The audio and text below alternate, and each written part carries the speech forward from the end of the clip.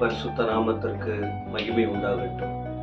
எனக்கு அன்பானவர்களே, மீண்டும் இந்த பிப்ரவரி மாதம் 3ஆம் தேதி உங்களை சந்திக்க ஆண்டவர் கொடுத்த கிருபைகளுக்காக கர்த்தருடைய நாமத்திற்கு ஸ்தோத்திரம்.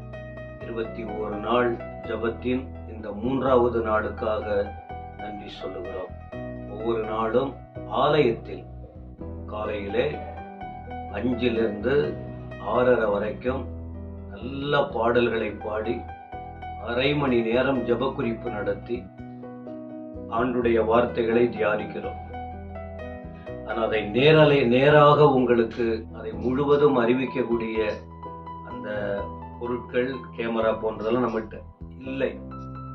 அதனால அந்த நாட்களை நாம அந்த ஆண்டவரிடத்தில் ஜெபித்தாலும் அந்த 21 நாளும் சொல்லப்படுகிற வார்த்தை ஒரு 5 நிமிஷமாவது நீங்கள் கேட்க வேண்டும் என்பதற்காக தான் இந்த முழுவதையும் உங்களுக்கு நேரலையாக நாங்கள் செய்யாமல் நீங்கள் கர்த்தரோடு இணைந்து கர்த்தருடைய வார்த்தையை கேட்டு வளர வேண்டும் என்பதற்காக இந்த முயற்சி எடுத்து தேவ பிள்ளைகள் இதை செய்து கொண்டிருக்கிறார்கள். இது நிமித்தம் நாம் ஐக்கியப்பட வாய்ப்பு இருக்கிறது, ஜெபிக்க வாய்ப்பு இருக்கிறது, வசனங்களை கேட்க வாய்ப்பு இருக்கிறது, நம்மை உணர்ந்து பார்க்க ஒரு தருணம் கிடைக்கிறது.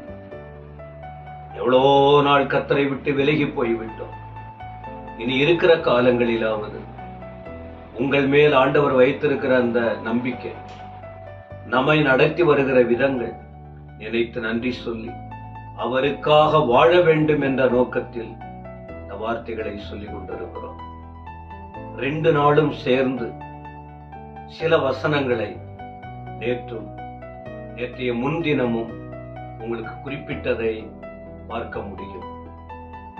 இந்த 3வது நாள் காலையில் உங்களுக்கு குறிப்பிடப்படுகிற வார்த்தை என்ன என்று சொல்லும்போது, சபையிலும் இதை தான் நாம் தியானிக்க போகிறோம். ஆதியாகமத்தின் புஸ்தகம் 21ஆம் அதிகாரம் வசனம் 19 படிக்கிறேன். தேவன் அவளுடைய கண்களை திறந்தார். அப்பொழுது அவள் ஒரு தண்ணீர் துறவை கண்டு போய் துருத்தியிலே தண்ணீர் நிரப்பி பிள்ளைக்கு குடிக்க கொடுத்தாள். இந்த சம்பவம் உங்களுக்கு தெரியுமா? ஆகாரை குறித்து சொல்லப்பட்டிருக்கிறது. ஆதியாகமம் 16ஆம் அதிகாரமும் 21ஆம் அதிகாரம் முழுமையாய் படித்து பார்த்தால் அநேக விஷயங்களை கண்டுகொள்ள முடியும். இப்படி இருக்கும்போது ஆகார் தன் குடும்பத்தை விட்டு துரத்தப்பட்டாள். தானும் ஒரே ஒரு ஆண்மகன் வனாந்தரத்துக்கு போயிட்டாங்க. கொஞ்சம் அப்பம் தண்ணி செலவழிந்து போனது. வனாந்தரத்துல அலைந்து திரிந்தாங்க. அவங்களுக்கு வேற வாய்ப்பு இல்லை. இந்த நிலையில் அழுது கொண்டிருக்கிறாள். பிள்ளை சாக போகிறது. பெயர்சபா வனாந்தரத்தில் பிள்ளை சாக போகிறது. அதை நான் பார்க்க மாட்டேன். எந்த தாய்க்கு தான் தன் பிள்ளை கஷ்டப்படுறத பார்த்து சந்தோஷமா இருப்பாங்க? இந்த ஆகார் அப்படி இருக்கும்போது நீங்கள் கவனியுங்கள். தேவன் பிள்ளையின் சத்தத்தை கேட்டார். தேவதூதன் வானத்திலிருந்து ஆகாரை நோக்கி கூப்பிட்டு, ஆகாரே, உனக்கு என்ன சம்பவித்தது? பயப்படாதே. பிள்ளை இருக்கும் இடத்தில் தேவன் சத்தத்தை கேட்டார். நீ எழுந்து பிள்ளையை எடுத்து அவனை உன் கையினால் பிடித்து கொண்டு போ. அவனை பெரிய ஜாதியாக்குவேன். எப்படிப்பட்ட வேதனையான நேரம்! இதுதான் முக்கியமான காரியம். தேவன் அவளுடைய கண்களை திறந்தார். கண்கள் இதுவரைக்கும் அவளுக்கு தெரியவில்லை. கண்களை கர்த்தர் திறந்தார். அவள் ஒரு தண்ணீர் துறவை கண்டாள். எப்படி ஆச்சரியமா இருக்கு பாருங்க. ஏற்கனவே ஆண்டவர் ஆயத்தப்படுத்தி வைத்திருக்கிறார். துருத்தியில் தண்ணீர் நிரப்பினால் பிள்ளைக்கு கொடுத்தாள். சாகக்கூடிய நிலையில் இருந்த பிள்ளை இப்பொழுது பிழைக்க ஆரம்பித்தது. ஆகாரின் கண்கள் கண்டது. கண்களுக்கு அது ஆச்சரியமாய் இருக்கிறது.